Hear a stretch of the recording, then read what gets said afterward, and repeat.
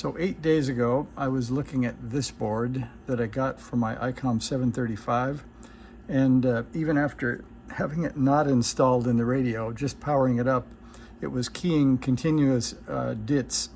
It would take paddle input and add some DAWs to the continuous DITs, but that's the best I ever got out of it. So I put that aside, hoping to get a new Curtis. You can see there, they use a Curtis 8044 chip in them, and maybe it was impulsive, but I spent too much getting something completely unknown. So this is the follow-on to the project. It's called an MFJ Pacesetter, and you can see it's in pretty nasty shape, and it cost me 40 bucks. So I'm hoping that at least the chip is good, because it's as described, pretty rough. So we could power it up together and see what we get first. I'm assuming these are the keyer or the paddle leads. So I'm just going to twist those together, because in the best case, that'll give us alternating DITs and DAWs if it works. And it does have, I think, there's a speaker inside and a battery connector somewhere. It does. So we will stick this 9-volt that I found on the bench on it and see what happens. And we have power off and on or here. I don't see any red light or any signs of life, so that's not really perfect.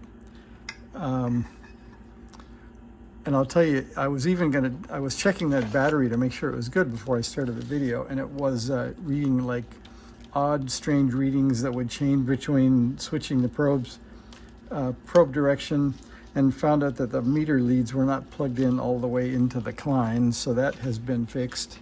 But I also noticed that its battery is about to run down, so we will use it sparingly. So let's see, we have to get up so you can see that. So this Klein wakes up, it's a model MM720, it wakes up in AC mode when you go to volts, so you have to hit select to get DC. We're going to see what we have here. So we do have a 9.5 volt battery, that's good. So then I know, let's see, I'll show you what I have here. So from the work I did on the EX-243, that is this, I found online somebody had either drawn or it was up there. Let's see, this one. So this one doesn't help much, because this happens to be the CMOS keyer that is used in the ICOMs, and it is a completely different chip that turns out to be some kind of slowly clocked CMOS microprocessor. So let me grab top of the pile here. We have the correct schematic. That would be this, and you can see that this is the correct one. This is the 16 pin 8044. So power is on, let's see, ground is on pin 1 and power is on pin 16. So that's pretty convenient. We'll go try that. And we have our trusty meter in hand. I guess it won't matter really which probe we use. So there's one and there's the other. And we have the 0 volts. So I think it's time to extract it from its case and see what we can do here. So we'll pull the battery off. I grabbed an Allen key that fits these knobs in anticipation that it probably wouldn't work, and it doesn't. So let's see what we can do.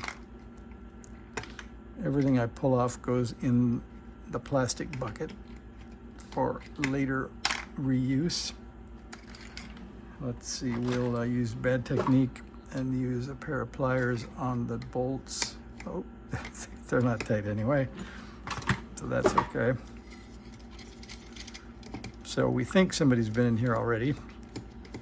I don't think MFJ left it like that. All right, that gets those off. Then there should be some kind of a screw inside. Oh, there was a nut, you can see down there, that's off. So let's just see if it will pull out. So I'll lift up.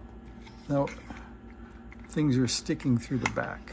So it's got a couple of screws back there.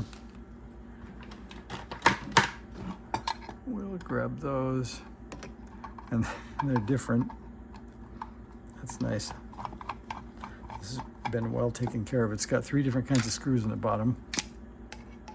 One rusty, one large, and one small. So I think we only have to take out large and small to get the back off. So we'll do that. Okay, that gets us the back into the bucket. Then I think we can lift this off the screw. There we are, we can extract it. So here comes the reveal. Let's see what's on the bottom. Oh, that's very ugly. So I don't know if MFJ left it like that. They might have, but it looks like it's got some extra flux. So I think somebody has been reflowing things maybe, because I don't think they would put quite that much solder on something that came off the factory. All right, let's try that again. We'll grab a battery.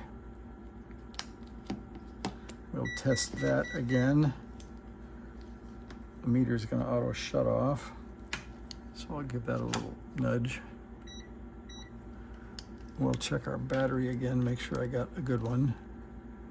That's 9.5 volts. So I'm going to follow. We have the red wire and the black wire. I see those are going to near the power jack and to ground. So I'm going to follow that first. So it's got this little tiny power jack. I don't know what that is. I guess it's some kind of a plug that maybe looks like a headphone jack, only tiny. So we have ground and we've got power there. So there's 9 volts. And then let's see, pin 16 is this one, and it comes around like that. And let's see, goes to the switch, comes out of the switch, goes around like this, and that looks broken, but I think it's just copper. And that goes to here. Oh, and that's the jack. So we have power here. Let's see if I get on ground. But we don't have power here. So I think these little jacks, this is ground. I think this is both supposed to be plus, but I think these are supposed to be connected when the battery is in use, and then it disconnects the battery, I think, when you plug in the plug. So my guess is that that little switch inside there is broken. We've got, for jumpers, we have an LED and we have a piece of wire. We'll use the piece of wire. So I'm going to connect the 2 pieces. Ah, there we are. Okay, so we have a bad power jack, but we have a good chip. So I'm going to leave it at that, because I think the next thing to do, I'll do that offline, is I'm going to extract the chip and put it into the EX-243, unless somebody in the comments says, don't do that, I have a bencher and I need that thing, but I don't think that'll be the case. And coincidentally, I have a bencher that doesn't have a pace setter on the back, so I suppose I could put it on, but I think the ICOM 735 is going to win and get this chip, unless I might have a loose 8044 somewhere in a box. But the next video, I'll either have pulled the chip and have it into the EX-243, or I will have found the other 8044 and put that in. But I'll see you next time. But at least we have a $40 chip in the worst case, and maybe a $40 pace setter on the back of my bencher in another case. So thanks for watching. See ya.